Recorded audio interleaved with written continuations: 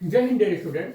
SHM से question है, a simple pendulum has a time period t1 when on the earth surface and t2 when the taken to a height r above the earth surface, r is the radius of the earth, the value of t2 upon t1।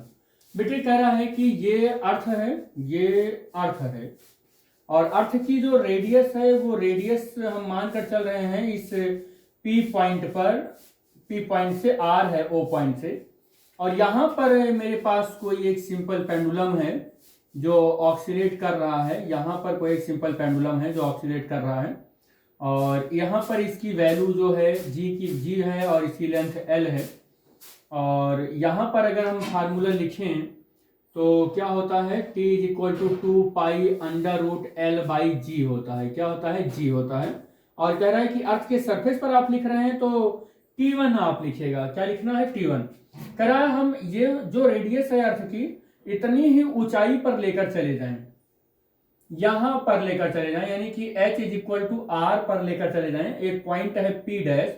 कह रहा है अब यहां पर इस pendulum की जो length वो होगी, क्या बोलते हैं, टाइम पीरियड होगा, वो बताइए आप। तो यहाँ पर टाइम पीरियड का फार्मूला कह रहा है कि आप लगाइए।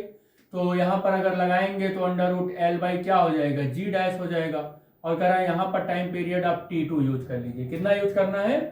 कह रहा है T2 यूज करो, ये T2 यूज करो। G डैश क्यों हमने लिखा? क्योंकि आपको पता है हाइट के साथ ग्रेविटेशनल एक्सीलरेशन चेंज हो जाता है, तो हमने G डैश कर दिया।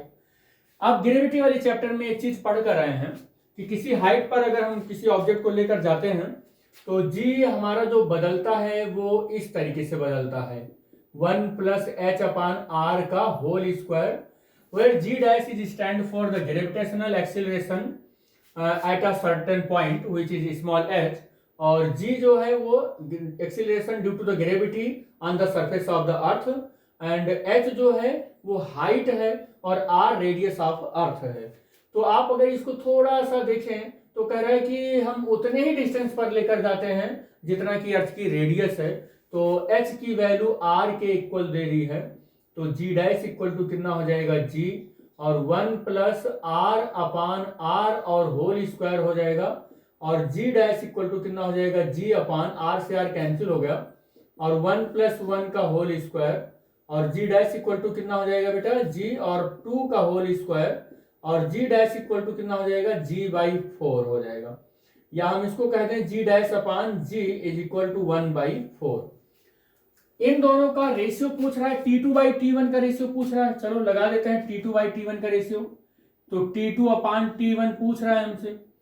T2 की वैल्यू कितनी हो जाएगी? 2 पाई और L by G1 G dash, और इसकी वैल्यू कितनी हो जाएगी? 2 pi under root L by G हो जाएगा।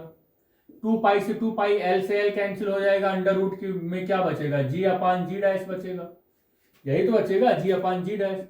तो T2 अपान T1 और अंडर रूट G अपान G डैश, इसको थोड़ा सा ठीक कर लो। फिर आप G अपान G डैश करोगे तो ये 4 आ जाएगा। कितना आ जाएगा? 4 आ जाएगा।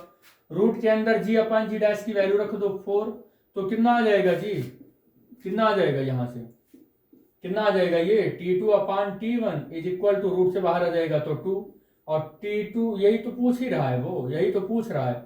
तो ऑप्शन नंबर मेरा, ऑप्शन नंबर अच्छा ये डी सही हो जाएगा। ऑप्शन नंबर डी सही हो जाएगा ये।